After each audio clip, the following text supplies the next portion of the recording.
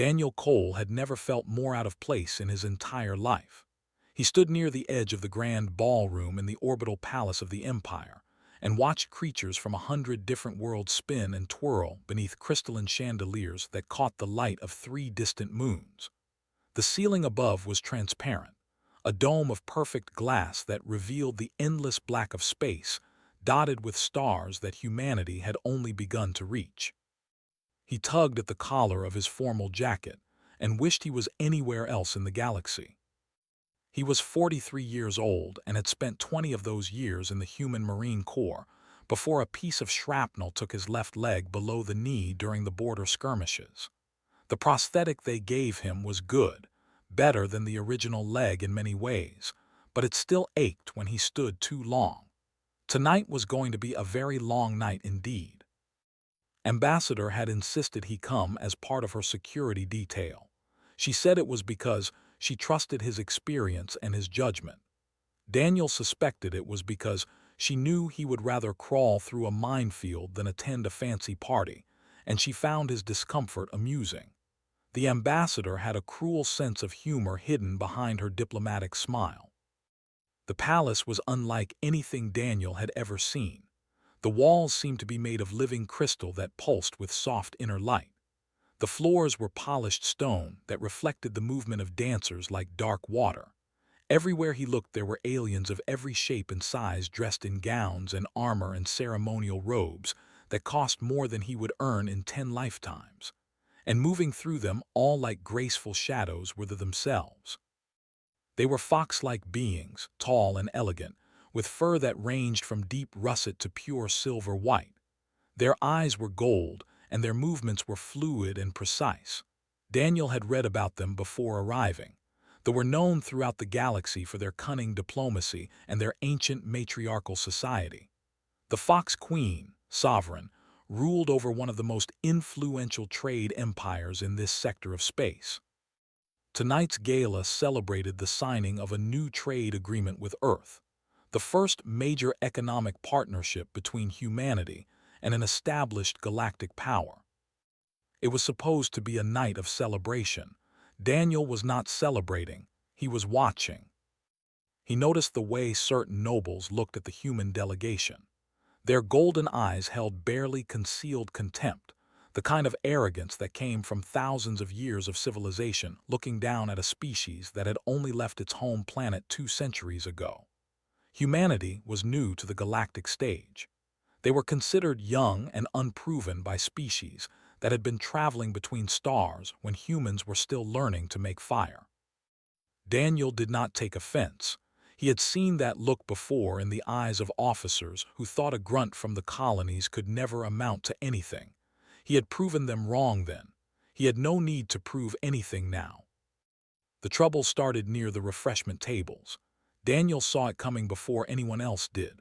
A diplomat, a large reptilian creature with scales the color of dried blood, had consumed too much of whatever passed for alcohol at this gathering. He was swaying slightly, and his voice was getting louder with each passing minute. There was talking to a group of minor nobles from various species, and the topic had turned to the new human arrivals. Daniel began moving through the crowd before they even finished his sentence. He heard enough to understand what was happening. The diplomat was calling humans primitive scavengers, barely evolved apes who had stumbled into space by accident and would stumble right back out again soon enough. The words were slurred, but the insult was clear. Ambassador was standing only a few meters away, close enough to hear every word. Her face remained perfectly composed, but Daniel could see the slight tension in her shoulders. She was deciding how to respond without causing an incident that would overshadow the trade agreement they had worked so hard to secure. Daniel reached before the ambassador had to make that decision. He did not raise his voice or make any threatening gestures. He simply stepped into the diplomat's line of sight and smiled pleasantly. "Excuse me," he said in a calm and friendly tone. "I could not help but notice that your glass is empty. I believe there is an excellent vintage from the system being served near the Eastern Gallery. Perhaps you would allow me to show you the way." The blinked at him in confusion. His reptilian brain was struggling to process this interruption. Daniel maintained his pleasant expression and gently took the diplomat's arm, guiding him away from the group before he could formulate a response. As they walked, Daniel leaned close and spoke quietly. "They have very good hearing," he said, "and very long memories.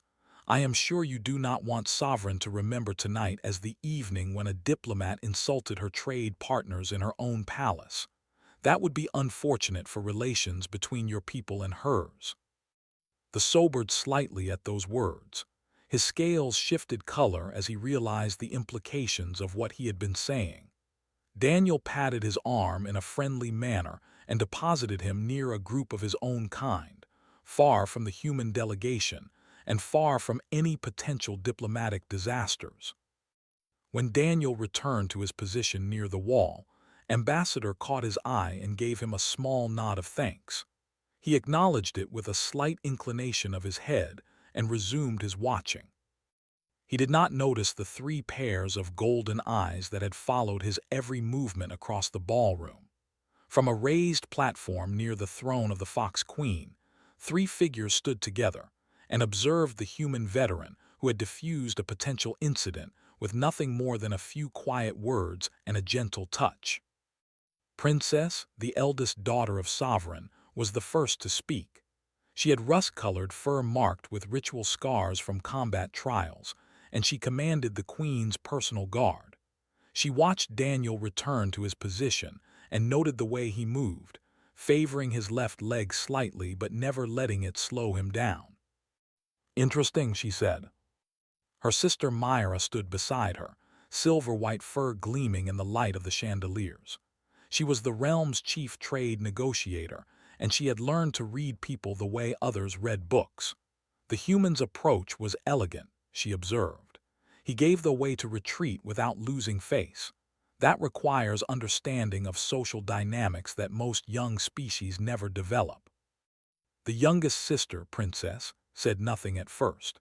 She was a scholar who had studied human culture for years but had never met one in person. Her amber eyes were wide with curiosity as she watched Daniel Cole stand alone at the edge of the celebration, a soldier among dancers, a shadow among lights. "I want to talk to him," she finally said.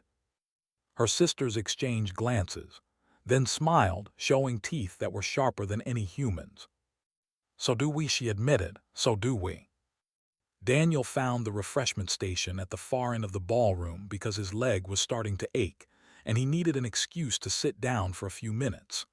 The chairs near the tables were designed for bodies, too narrow and too tall, but he made do. He picked up a glass of something that looked like water and hoped it was not poisonous to human biology. He was taking his first sip when a soft voice spoke beside him. "Is it true that humans can only see a limited spectrum of light?" Daniel turned and found himself looking at a young female with fur the color of autumn leaves and eyes like polished gold.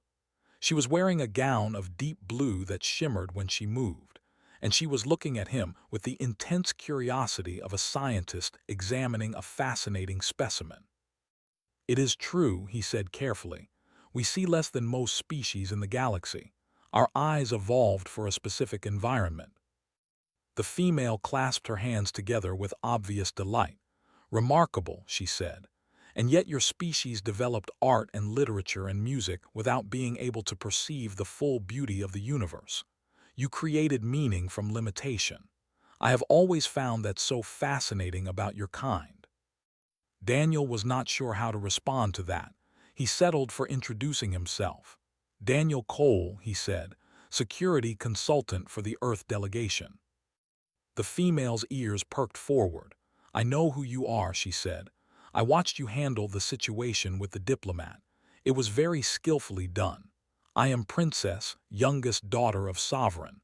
I have studied human culture for many years, but I have never had the opportunity to speak with a human directly. May I ask you questions?" Daniel glanced around the ballroom, looking for Ambassador. She was deep in conversation with a group of trade ministers and did not seem to need him at the moment. He turned back to the princess and nodded. "Ask whatever you like," he said. What followed was one of the strangest conversations of Daniel's life. Princess asked him about everything from human marriage customs to the composition of Earth's atmosphere. She wanted to know about oceans, which they did not have. She asked about snow and rain and the feeling of wind on bare skin. She quoted human poetry that Daniel vaguely remembered from his school days and asked if the translations she had read captured the true meaning of the words. Daniel answered as best he could. He was not a scholar or a poet. He was a soldier who had spent most of his adult life in ships and barracks and occasionally in places where people were trying to kill him, but seemed fascinated by his plain answers, as if his lack of eloquence was itself a form of honesty she appreciated. Eventually her questions turned to the medals on his formal jacket. Daniel had tried to convince Ambassador to let him attend without them, but she had insisted. The medals marked him as a veteran of the border skirmishes, a conflict that had lasted 3 years and cost thousands of human lives. "What do they represent?" asked, pointing to a small silver star pinned above his heart. Daniel touched the medal without looking at it. "This one is for valor," he said. "They give it to soldiers who do something brave under fire." "What did you do?" Daniel was quiet for a moment. "I carried wounded soldiers to safety during an evacuation," he finally said. "The enemy was shelling our position and the medical transport was 2 kilometers away. I made several trips." His golden eyes widened. "How many soldiers did you save?" Daniel shrugged. "Enough," he said simply.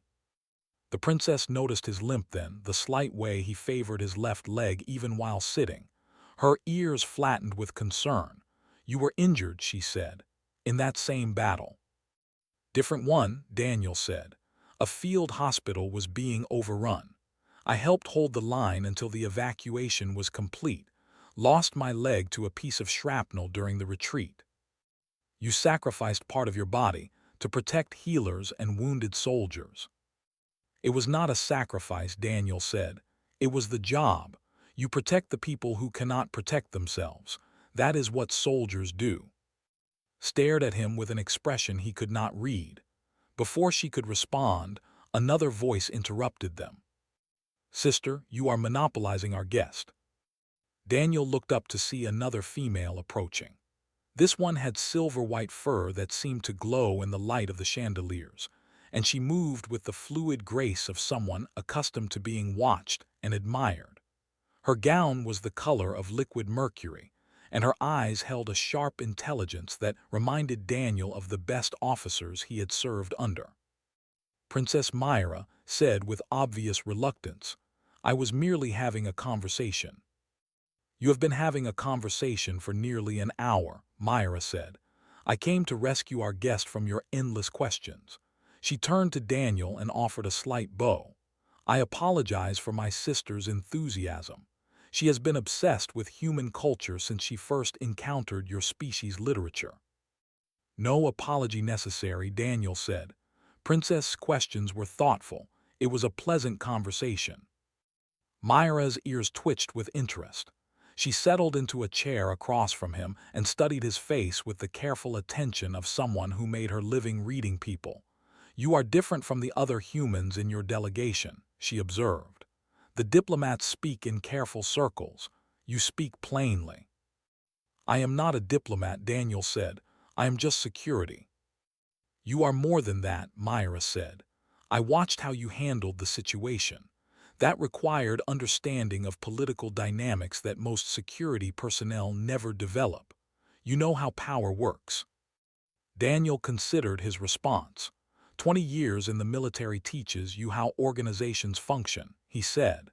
"The uniforms are different, but the games are the same everywhere. People want status and respect and resources. Give them a path to those things that does not require conflict, and most will take it." Myra leaned forward with obvious interest. She asked him about military logistics, about supply chains and resource allocation.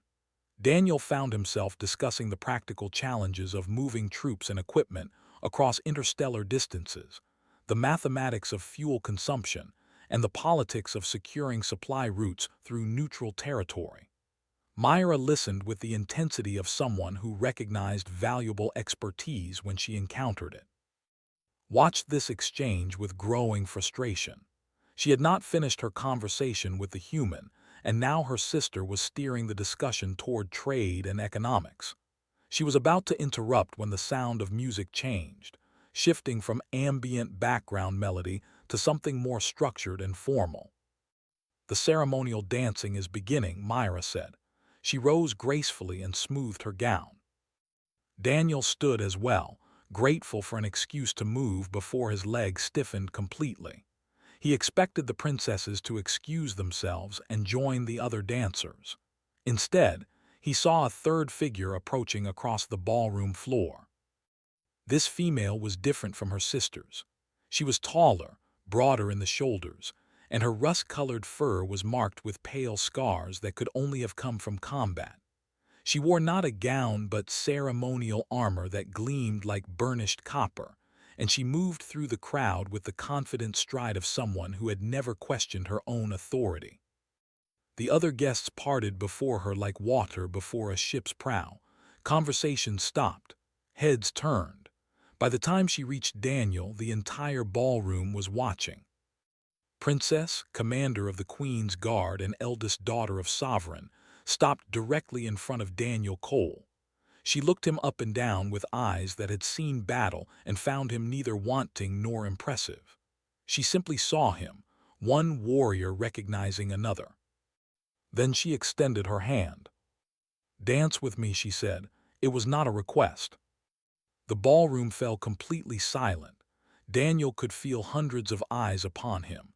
He understood enough about culture to know that what was happening had never happened before. A princess of the realm was asking an alien to dance at a state gala. The implications were staggering. He took her hand. The ceremonial dance was nothing like any dance Daniel had ever seen. It was complex and precise, requiring footwork that would challenge even the most skilled human dancers. The movements told a story, he realized as led him onto the floor. Each step and turn and gesture had meaning, representing ancient tales of conquest and courtship that stretched back thousands of years. Daniel's prosthetic leg was not designed for this. The artificial limb was excellent for walking and running and even climbing, but the subtle adjustments required for intricate dance steps were beyond its capabilities. He felt clumsy and graceless as began to move, her body flowing through the opening sequence with the ease of someone who had performed these steps since childhood. But Daniel Cole had not survived 20 years in the military by giving up when things got difficult. He could not match technique, so he did not try. Instead, he adapted. He watched movements and anticipated where she would go next, positioning himself to meet her there even if his path was less elegant than hers. What he lacked in grace he made up for in determination. Noticed, her golden eyes studied him as they moved together, and he saw something like respect begin to form in her expression. "Most partners would have stumbled by now," she said quietly, speaking so that only he could hear above the music. "Most would have apologized and retreated." "I do not retreat," Daniel said. "No, agreed. You do not. I watched you earlier with the... You moved through that crowd like a soldier on patrol, always aware of your surroundings, always ready for trouble. You saw the problem before anyone else and you solved it without violence or confrontation. That requires discipline." Daniel said nothing. He focused on the dance, on keeping up with increasingly complex movements. She was testing him, he realized. Each sequence was slightly more difficult than the last, pushing him to see how far he could go before he broke. He did not break. "I have studied human military history," continued. "Your species has been fighting wars since before you developed writing. You have never known true peace, not for more than a generation at a time. Some of the other galactic powers see this as evidence of your barbarism. I see it differently." "How do you see it?" Daniel asked. Spun gracefully, and he caught her hand, pulling her close for a moment before the dance separated them again. "I see a species that has been tempered by fire," she said. Your soldiers know what it means to fight and die for something they believe in. They carry that knowledge in their bones. It makes them dangerous and it makes them valuable. We are not weapons for hire, Daniel said. No, agreed. You are something more complicated than that. You are idealists who have learned to kill. That is a rare and precious combination. The dance brought them together again and this time held him close, speaking directly into his ear. My people have known peace for 3 generations, she said. Our warriors train and practice and perfect their techniques, but they have never faced true battle. They have never been tested by blood and fire. I fear they have forgotten what war really costs. Daniel understood then why she had asked him to dance. It was not courtship, or not only courtship. She was reaching out to someone who had walked the path she feared her own warriors had abandoned. She was looking for wisdom that her own culture could no longer provide. Strength without wisdom leads to destruction, he said. I have seen armies with better weapons and more soldiers lose wars because they did not understand the cost of what they were doing. Your warriors' lack of experience could be a weakness, but it could also be an opportunity. They have not yet learned bad habits. They have not yet become so hardened that they forget why they fight in the first place. Pulled back slightly to look at his face. You speak of loss, she said, personal loss. Daniel did not answer immediately. The dance continued around them, carrying them through movements that had become almost automatic. Finally, he spoke. I had friends who did not survive the border skirmishes, he said. Good soldiers, brave people who deserved better than the deaths they received. I think about them sometimes. I wonder if I could have saved them if I had been smarter or faster or stronger. I wonder if the war was worth what it cost. Was it asked? I do not know, Daniel admitted. I hope so. I hope the people who survived can build something better than what we had before. Otherwise, all that sacrifice was meaningless. The music shifted, signaling the end of the ceremonial dance. Released him and stepped back, her golden eyes thoughtful. She bowed formally, acknowledging him as a worthy partner in the eyes of everyone watching. Thank you for the dance, she said, and for your honesty. Before Daniel could respond, Myra appeared at his side. She took his hand with the smooth confidence of someone who was accustomed to getting what she wanted. My turn, she said. The music began again, and Daniel found himself dancing with the second princess. Myra's style was different from her sister's, less martial and more fluid, like water flowing around obstacles rather than crashing through them. She was easier to follow but somehow more challenging, her movements unpredictable and playful. You surprised my sister, Myra said as they moved together. Does not surprise easily. She expected you to stumble and instead you adapted. That impressed her. I am good at adapting, Daniel said. Yes, Myra agreed. Humans are famous for that. Your species colonized worlds that should have killed you. You built civilizations in deserts and frozen wastelands and the depths of your oceans. You survive by changing to meet circumstances rather than demanding that circumstances change to meet you. Some would call that weakness, Daniel said. Some would be fools, Myra replied. Flexibility is the ultimate strength. The rigid break while the flexible bend and spring back. Your species understands this instinctively. It is why you will outlast empires that have existed for 10,000 years. The dance ended, and Myra released him with a smile that held promises Daniel did not fully understand. Then was there, her amber eyes bright with anticipation. I believe I was promised a dance as well, she said. Daniel's leg was aching badly now, but he could not refuse. He took his hand and they began to move together. The youngest princess danced like she talked, with enthusiasm and joy and a complete lack of self-consciousness. She was not testing him like or evaluating him like Myra. She was simply enjoying the experience of dancing with a human, one more piece of alien culture she could add to her collection of knowledge. Tell me about Earth's music, she said as they moved. Tell me about your instruments and your songs, and what makes human hearts beat faster when they hear certain melodies. Daniel tried to explain but found he lacked the words. He was not a musician or a poet, but as he struggled to describe something as simple as a guitar or as complex as a symphony, he saw hanging on every word, her ears perked forward with genuine fascination. When the dance finally ended, Daniel was exhausted. His leg was screaming with pain and his formal jacket was damp with sweat. But he felt something he had not felt in a long time, something like happiness. Then he saw the group of young males approaching across the dance floor. Their leader was tall and handsome, with fur the color of burnished gold and eyes that burned with barely contained fury. Daniel recognized the type immediately. He was a rival, someone who had been displaced by Daniel's attention from the princesses and who intended to do something about it. "Human," the male said loudly, drawing the attention of everyone nearby. "I am Lord of House Velar. I challenge you to a trial of worth." The ballroom fell silent for the second time that evening. Daniel saw Ambassador pushing through the crowd, her face pale with alarm. He saw the three princesses watching with different expressions, calculating, Myra curious, worried. He looked at Lord and understood what was happening. In culture, a challenge like this could not be refused without losing honor. The young noble knew this. He was counting on either humiliating Daniel in the trial or forcing him to back down in front of the entire assembly. Daniel straightened his aching leg and met's golden eyes without flinching. "I accept," he said.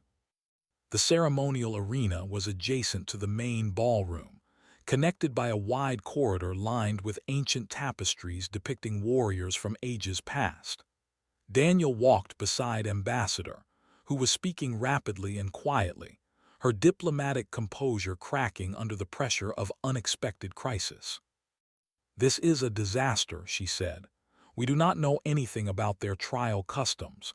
You could be killed, and there would be nothing I could do to stop it." "I will not be killed," Daniel said calmly. "Trials of worth are not designed to kill. They are designed to prove merit. Different thing entirely." "How do you know that?" "I read the cultural briefing packets you gave me," Daniel said. "All of them, 3 times. Ambassador stared at him for a moment, then let out a breath that was almost a laugh. "Of course you did," she said. "I should have known." The arena was circular and surprisingly small, perhaps 30 meters across. Tiered seating rose around it like the inside of a bowl, and already hundreds of guests were crowding into the viewing galleries. Word of the challenge had spread quickly through the palace. Everyone wanted to see what would happen when a human faced a trial of worth. Daniel stepped into the arena and found Lord already waiting. The young noble had removed his ceremonial robes and was wearing fighting attire, loose clothing that allowed freedom of movement. His expression was confident, bordering on smug. He clearly expected this to be easy. An official in elaborate robes stepped forward and raised her hands for silence. "The trial of worth is an ancient tradition," she announced. "It allows any citizen to challenge the merit of another. The challenged party has accepted. The trial will proceed according to custom." She explained the rules. The challenger would choose the first test. The challenged would choose the second. If neither party yielded after both tests, a third test would be chosen by the presiding authority. Tonight that authority would be Sovereign herself, who had descended from her throne to watch the proceedings from a position of honor in the front row of seating. Daniel looked at the Fox Queen for the first time. She was older than her daughters but still beautiful, with fur that had faded to silver gray and eyes that held the wisdom of decades of rule. Her expression was impossible to read. She watched Daniel with the same careful attention she might give a particularly interesting piece of art. Lord stepped forward. "For my first test," he declared, "I choose blade dancing." A murmur went through the crowd. Blade dancing was a martial art that combined swordsmanship with acrobatic movement. It was beautiful and deadly and required years of training to master. Was known throughout the empire as one of its finest practitioners. 2 ceremonial blades were brought forward. Daniel accepted his without comment. The weapon was unfamiliar in his hand, lighter than the swords he had trained with and balanced differently. The curved blade was designed for slashing rather than thrusting, meant to flow with the dancer's movements rather than strike directly. "Begin," the official said. Attacked immediately, spinning into a series of strikes that were as much performance as combat. His blade traced patterns in the air that seemed to leave trails of light behind them. Each movement flowed into the next with perfect precision. He was showing off, demonstrating his mastery, making Daniel look clumsy and slow by comparison. Daniel did not try to match him. He knew he could not. Instead, he fell back on the practical swordsmanship he had learned in the Marines, the brutal, efficient style designed for boarding actions in tight corridors where there was no room for fancy footwork. His blocks were solid rather than graceful. His counters were direct rather than elaborate. He moved in straight lines while moved in spirals. The crowd watched in confusion. Some were disappointed that the human was not putting on a better show. Others were intrigued by his strange technique. Daniel took several hits from his blade, each one scored by the official as a point against him. But he did not fall. He did not yield.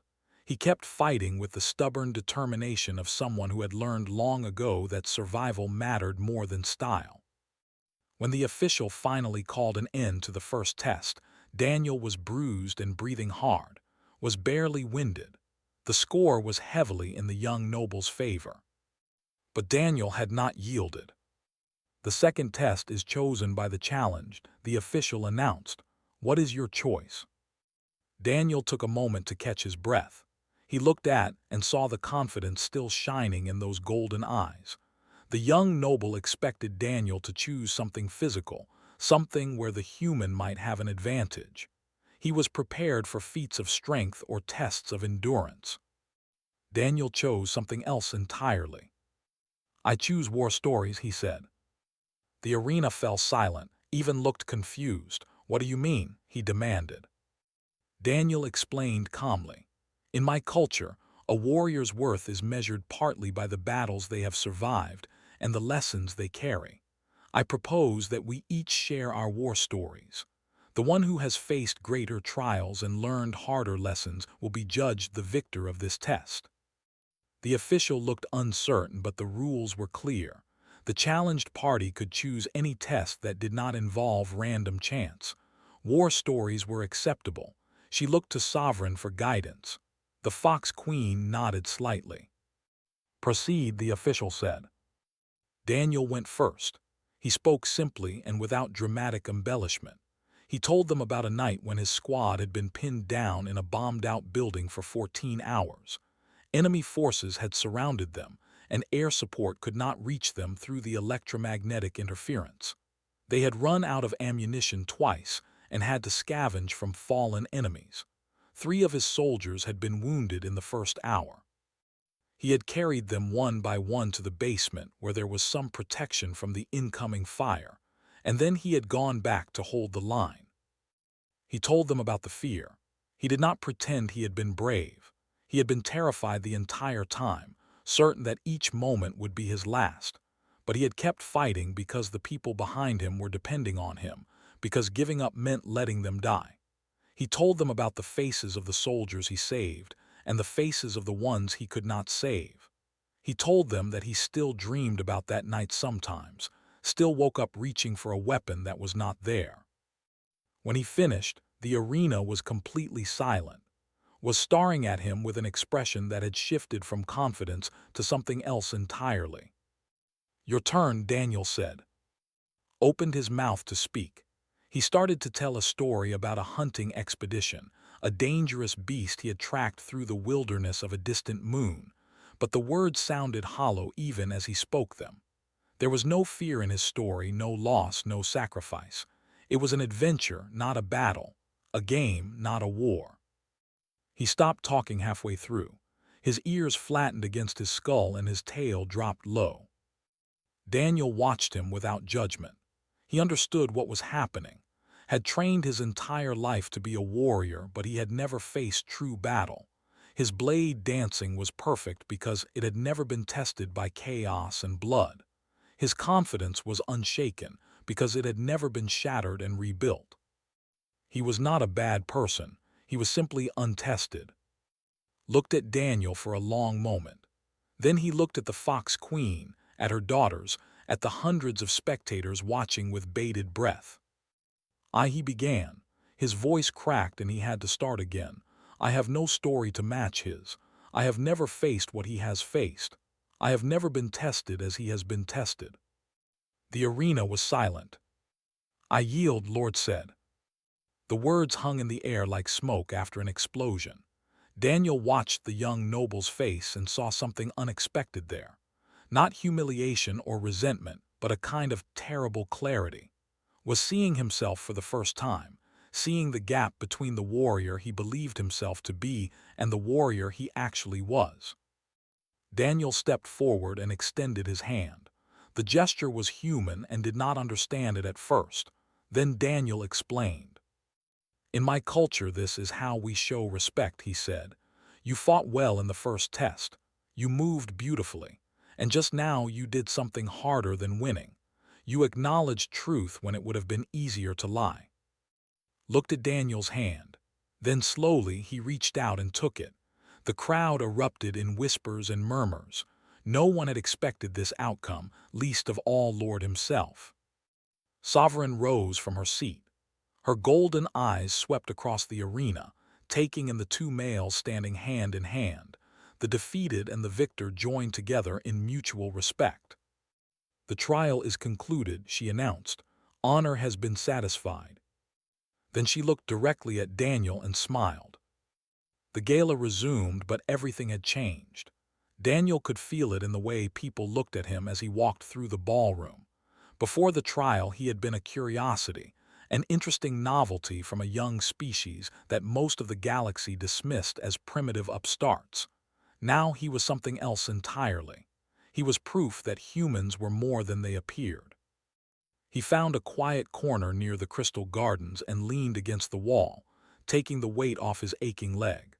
The prosthetic was good, but 14 hours of standing and walking and dancing and fighting had pushed it past its limits.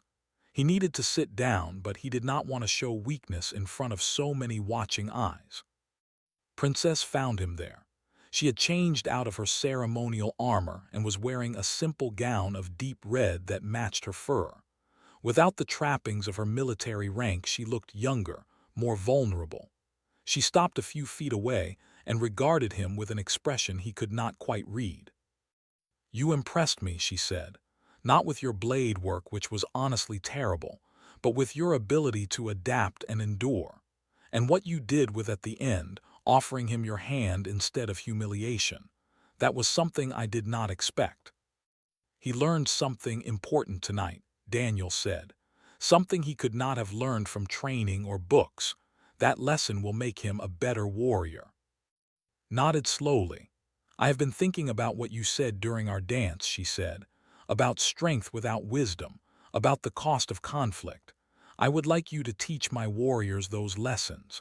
Not blade work or tactics, but the truth of what war really means. Daniel considered the offer. I am not a teacher, he said. Perhaps not, agreed. But you are someone who has walked through fire and come out the other side. My warriors need to understand that fire before they ever have to face it. Before Daniel could respond, Myra appeared beside her sister. She was carrying 2 glasses of something that glowed faintly blue, and she handed one to Daniel. I have a different proposition, she said. Human logistics and supply chain management are surprisingly sophisticated for such a young species. I would like to establish a joint venture, combining your practical expertise with our trade networks. The potential benefits for both our peoples would be substantial. Daniel took a sip from the glass. The liquid was sweet and slightly fizzy and did not seem to be poisonous. You are talking about a long-term partnership, he said. That would require approval from Earth's government. I have already spoken with your ambassador, Myra said with a slight smile. She seems amenable to the idea, especially after tonight's events. arrived last, nearly bouncing with enthusiasm. She had clearly been waiting for her sisters to finish before making her own request. "I want to visit Earth," she said without preamble. "I have studied your world for years, but I have never seen it with my own eyes. I want to walk on beaches and climb mountains and taste foods that are not synthesized from protein compounds. I want to meet ordinary humans and learn about their lives and their dreams." "That is also a big request," Daniel said. "I know," admitted, "but I believe cultural exchange is the foundation of lasting peace. If our peoples are to truly understand each other, we must share more than trade goods and military strategies. We must share stories and experiences and the small, ordinary moments that make a civilization real." Daniel looked at the three sisters standing before him. Each one wanted something different from humanity, wanted wisdom and experience. Myra wanted partnership and prosperity, wanted understanding and connection. Together, they represented everything the galaxy could gain from accepting humans as equals rather than dismissing them as primitives. He was about to respond when Ambassador appeared at the edge of the group. She looked slightly overwhelmed but also pleased. She had been busy while Daniel was recovering. "There you are," she said. "I have been looking everywhere. Sovereign has requested a private audience with you." Daniel straightened automatically. The three princesses exchanged glances. Being summoned by the Fox Queen herself was a significant honor, especially for someone who was officially just a security consultant. Go said, "Our mother does not make such requests lightly." The Queen's private chambers were located in the highest spire of the orbital palace. Daniel followed a silent servant through corridors of living crystal until they reached a door that seemed to be carved from a single massive gemstone. The door opened at their approach, and the servant bowed in. Sovereign was waiting inside, seated on a simple chair near a window that looked out over the endless expanse of space. Without her formal robes and crown, she looked like any other elderly, tired and wise, and carrying the weight of responsibilities that never ended. "Please sit," she said, gesturing to a chair across from hers. "My leg aches when I stand too long. I imagine yours does as well." Daniel sat gratefully. "Thank you, Your Majesty." Studied him for a long moment. Then she spoke. "I have ruled this empire for 40 years, she said. "In that time I have met thousands of diplomats and soldiers and merchants from hundreds of different species. Most of them were forgettable. Some were impressive. A few were truly remarkable. You are the first human to fall into that last category." Daniel did not know what to say, so he said nothing. "My daughters are all fascinated by you," continued. "Each for different reasons, but the fascination is genuine. Sees a teacher. Myra sees a partner, sees a window into another world. They are usually right about such things." "What do you see, Your Majesty?" Smiled. The expression made her look younger. "I see the future," she said. "Humanity is new to the galactic stage, but you will not remain so for long. Your species has something that older civilizations have lost. You have hunger and drive and the willingness to sacrifice everything for what you believe in. Those qualities are dangerous, but they are also necessary." She leaned forward. "I am going to ask Earth's government to assign you as a permanent cultural liaison to the Empire. You will live here, among my people, and serve as a bridge between our civilizations. My daughters will each pursue their own goals with humanity. We'll establish a military exchange program. Myra will negotiate expanded trade agreements. We'll arrange cultural exchanges and diplomatic visits." "That is a great deal of responsibility," Daniel said. "Yes," agreed, "but I believe you are capable of bearing it. You have proven yourself tonight, not through victory but through wisdom and grace. You defeated an opponent by showing him truth rather than humiliating him with force. That is the kind of strength that builds empires rather than destroys them." Daniel thought about his friends who had died in the border skirmishes. He thought about the leg he had left behind on a battlefield that no longer mattered. He thought about 20 years of service and sacrifice that had led him here, to this moment, sitting across from the most powerful person in this sector of space. "I will do my best," he said. "I know you will," said. "Now go. The gala is ending, but I believe there is one more dance waiting for you." Daniel found on a balcony overlooking the crystal gardens.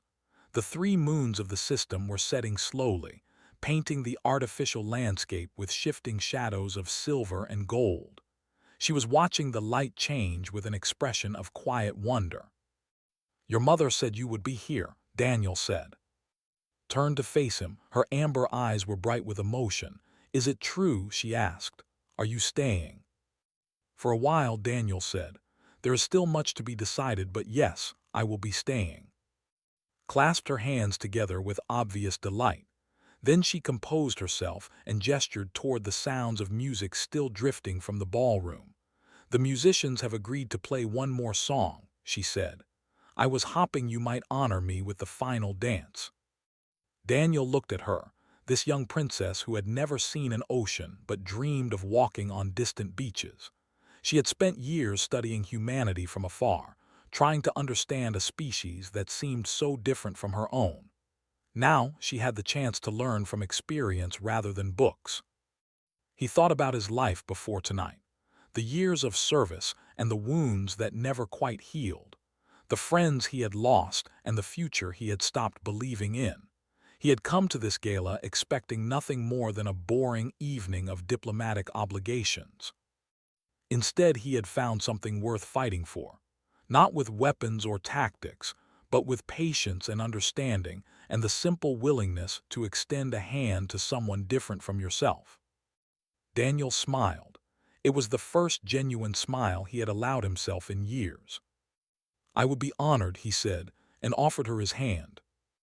They walked back toward the light and music together. Behind them, the three moons continued their slow descent toward the horizon, casting long shadows across the crystal gardens. Ahead of them, the ballroom waited, filled with representatives of 100 different species who had all witnessed something unexpected tonight. A human veteran had come to a gala and changed everything.